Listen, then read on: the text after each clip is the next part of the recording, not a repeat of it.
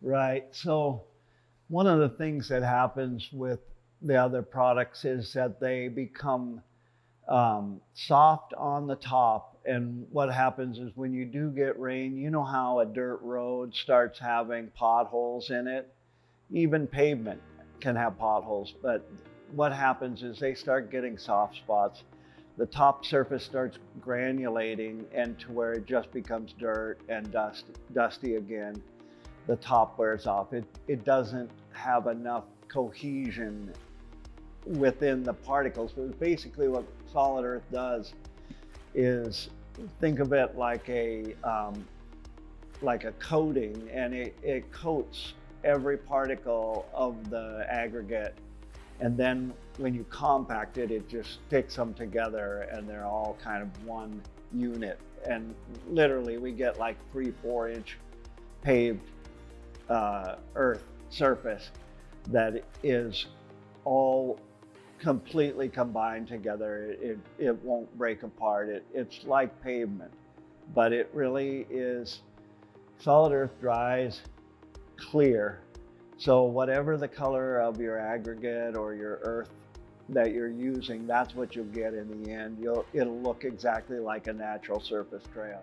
My name's Matt Woodson. I own the company Okanogan Construction, which we design and build trails all over the world, and currently based here in Phoenix, Arizona, and originally from Washington State.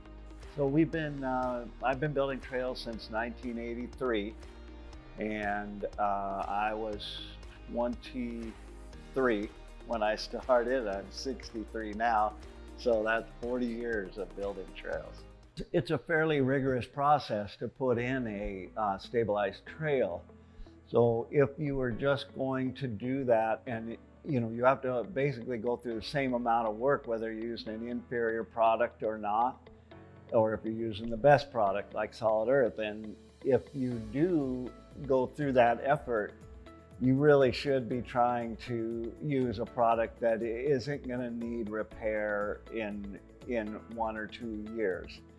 We have some trails here in town that in Scottsdale here, Arizona, that are 8 years old and never had maintenance, and they're still in perfect condition. They've never changed. I make driveways, roads out of this. I can do a natural pavement that looks like a road is a dirt road leading in, but there's no dust. It's solid and it doesn't dissolve. So, okay, so originally when I was trying out doing stabilized trails on the first job, I only knew of various products, including SolidEarth, as well as some other companies that had quite a few different stabilizers. So what I did was, on the first trail that I built, I had already tried out a lot of the products around my home. And I have some acreage, so I had built driveways, parking pads, trying some of the different products, but I also did side-by-side applications of the various products on trails, just to see, on public trails, to see how they would perform. And literally the other ones turned back to dirt, and I could still go to those same sites and see, because I've left them as a sample.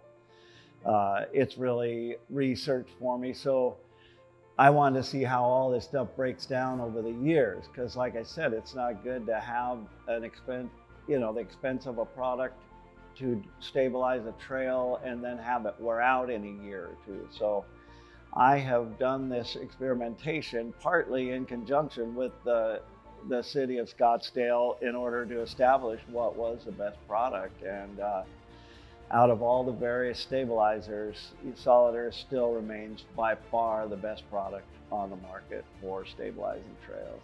Trails are my main business, and that's what brought me into SolidEarth. But the other aspect of it is that we do a lot of different things. So sometimes we just want to stabilize large areas.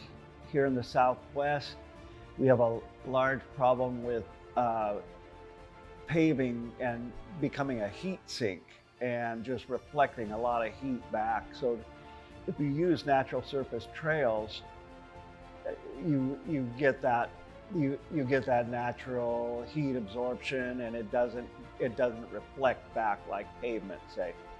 But the same goes for trails, goes for driveways, roads, large areas, like we've done jobs around reservoirs where we stabilize the surface, just wherever people don't want to have to deal with plants, weeds, dust, and it has a beautiful finish. It looks like landscape architecture, and that's the beauty of it.